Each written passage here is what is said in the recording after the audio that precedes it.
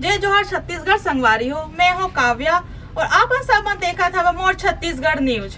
आज बस्तर के माटी ले एक बड़े खबर निकल के आवत है, जेकर ले नक्सलवाद के जड़ पूरी तरह ले हिल गे। बस्तर संभाग के दंतेवाड़ा जिला में पुलिस और प्रशासन ला एक ऐतिहासिक सफलता मिली से। एक साथ 63 नक्सली मन हथियार डाल के समाज के मुख्य धारा में वापस आ गए है।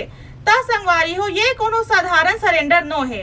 ए 63 नक्सली मन ले 36 जन ऐसने है जेकर ऊपर शासन कुल 1,19,00,000 रुपया के इनाम घोषित करे है। ए मन कतको बड़े घटना मन में शामिल रहीन। फिर अब सरकार के पूना नाकरम यानी नवा सवेरा अभियान ले प्रभावित होके ए मन हिंसा के रास्ता ला छोड़ दे है।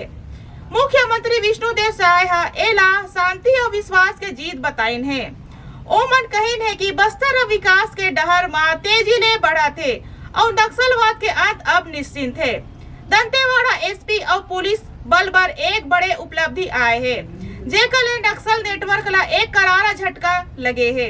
उम्मीद है कि एला देखे के आओ घलो भटके हुए मनखे मन वापस आही और बस्तर में खुशहाली छाही।